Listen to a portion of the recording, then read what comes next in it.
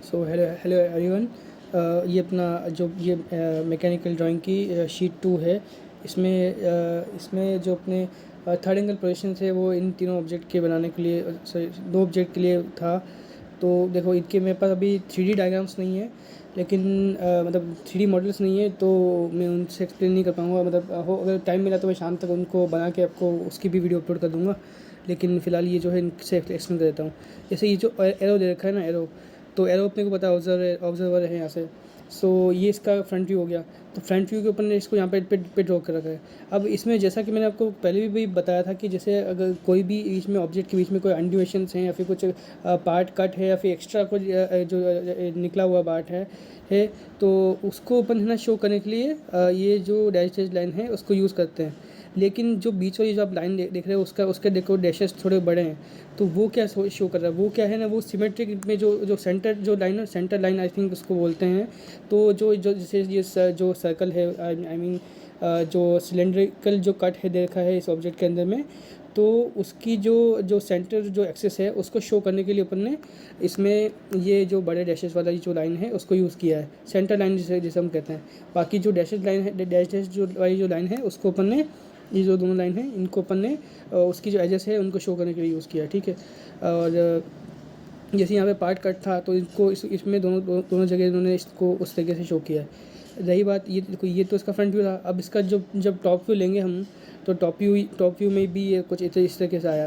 लेकिन top view में भी देखो ये बीच में देखो डैश लाइन है, तो ये कैसा आया यहाँ पे, ये देखो इसके, और तो टॉप व्यू में अपन देखेंगे तो नीचे में जो ये बॉटम वाला पार्ट है ये इस पॉइंट वाला,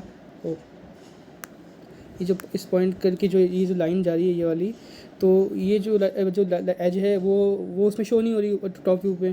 तो उसको शो करने के लिए अपने उसको डैश वाली लाइन को यूज़ किया है, ठीक है, डैश लाइन को यूज़ किया है।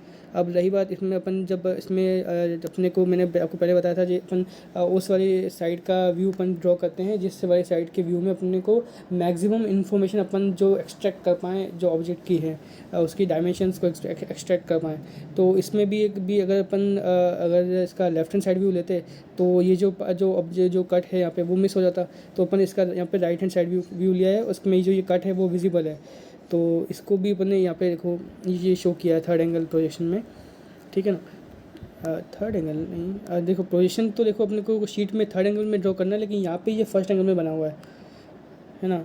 जैसा कि आप देख सकते हैं इसमें जो फ्रंट व्यू था उसके बॉटम में टॉप व्यू आ गया, इसका तो ये फर्स्ट एंगल में बना हुआ है ना। तो ये इसका साइड व्यू है, ठीक है, राइट हैंड साइड व्यू है। तो राइट हैंड साइड व्यू में अब देखो अगेन आप यहाँ पे देख ऑब्जर्व कर रहे हो कि यहाँ पे ये दो सेंटर लाइन दे रखी हैं, ये सेंटर लाइन दे रखी है यहाँ पे। ये जो लाइन दे रखी है जो डैश लाइन लेके देखो, जहाँ से जो मतलब ये लाइन मैं आपको बताता हूँ। ये जब अपन इस पॉइंट से जब अपन देख रहे हैं इस साइड से, राइट हैंड साइड से, तो यहाँ पे जो ये जो बीच में जो एज है ना, ये वाली एज, हाँ, वो इस जो मिडिल पार्ट है ना वहाँ से तो विजिबल हो जाएगी। लेकिन ये जो दोनों जो एक्स्ट्रा जो पार्ट्स जो कॉर्नर पे निकले हुए हैं उनकी वजह से विजिबल नहीं होगी। तो यहाँ पे क्या किया अपन ने कि जो मिडिल पार्ट था यहाँ पे, तो देखो ये जो लाइन है इसको शो कर रही है कि हाँ पीछे में एक एक्स्ट्रा पार्ट निकला हुआ है। लेकिन जो जहाँ पे दिखने रहा है तो यहाँ पे देखो ये डैश दे रखा है इन्होंने, ये डैश कर रखा है, यहाँ पे भी डैश कर रखा है, क्योंकि यहाँ पे प्लेन है अपने पास। यहाँ पे देखो ये कट डाउन प्लेन है पूरा कंप्लीट, है ना। ये यहाँ पे जो जहाँ पे ये होल्स हैं ये सब है, ठीक है। अब रही बात बीच में, तो बीच में जो दो होल्स अपने जो आएंगे तो उनके लिए एक सिंगल ये अपन ने यहाँ पे ये डैश लाइन से इसको डिनोट किया है। यहाँ पे डैश लाइन से डिनोट किया और ये इसकी सेंटर लाइन है जो जिसके नीचे 60 mm लिखा हुआ है, ठीक है, ये था। अब इसके बाद में अपने पास में ये सेकंड ऑब्जेक्ट है, ओके। सो सेकंड ऑब्जेक्ट में ये वापस वही एरो ऑब्जर्वर को डिनोट कर रहा है। अब यहाँ पे अपन ने इसको फ्रंट व्यू अपन ड्रॉ करेंगे, तो फ्रंट व्यू में ये जो अपना जो रेक्टेंगुलर जो कट आउट है वो तो दिख जाएगा, लेकिन जो ये स्क्वायर वाला कट आउट है वो नहीं दिखेगा। तो वही इसमें वापस वो फ्रंट व्यू में ऐसे ही हुआ है। फ्रंट व्यू में वापस देख लीजिए, ये जो रेक्टेंगुलर जो कटआउट है वो विजिबल है, लेकिन जो स्क्वायर वाला जो कटआउट था वो विजिबल नहीं है, जो इसके जो बटन पार्ट में है ऑब्जेक्ट के। तो उसको अपन ने वापस यहाँ पे डैश लाइन से शो किया है। और वापस अपन इसको अगर देखें तो जैसे जो ऑब्जेक्ट, जैसे देखो ये जो सिमेट्रिकल ऑब्जेक्ट है ना, अब सिमेट्रिकल ऑब्जेक्ट में फिर मतलब जो जैसे जो फ्रंट व्यू है उसके राइट हैंड साइड व्यू वाले पार्ट और लेफ्ट हैंड साइड वाले पार्ट सिमिलर हैं। तो ये सिमेट्रिकल ऑब्जेक्ट है, तो इसमें आप है ना right hand side view draw करो, फिर left hand side view draw करो, उसमें कोई ज़्यादा डिफरेंस नहीं रहने वाला, क्योंकि जो डायमेंशनिंग की जो इन्फॉर्मेशन है वो दोनों में सेम रहने वाली है, तो इसमें कोई भी ड्रॉ कर सकते हैं। लेकिन बेहतर ये रहेगा कि जो जिस एंगल पे डायग्राम दिया गया है उसी को अपन उसी तरीके से ड्रॉ कर, जैसे जो इसमें दे रखा है सिमेट्रिकल ऑब्जेक्ट तो है, लेकिन अपन इसका लेफ्ट हैंड साइड व्यू ही अपन ड्रॉ कर रहे हैं इसके अंदर में, क्योंकि left hand side view visible है, साइड इसकी विजिबल है।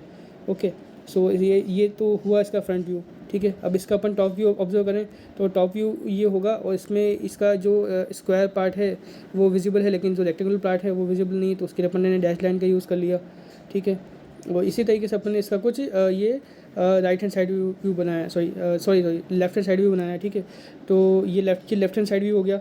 अब लेफ्ट हैंड साइड व्यू में क्या ये अपन ने बनाया, लेकिन जो इसके जो एज है यहाँ पे जो स्लैंट हाइट है, ये जो वॉल कह सकते हैं, तो ये तो बीच में आ रही है, तो इसके पीछे की तरफ में जो एक्स्ट्रा पार्ट अंदर में जो डेप्थ है वो विजिबल नहीं है ना, तो उसको विजिबल कराने के लिए अपन ने यहाँ पर डैश लाइन का यूज़ किया है। और बाकी जो रेक्टेंगुलर पार्ट था स्क्वायर पार्ट के लिए, तो वो जो विजिबल का जो डैश लाइन तो देनी थी वो तो यहाँ पे अपन ने दे ही रखी है, ठीक है।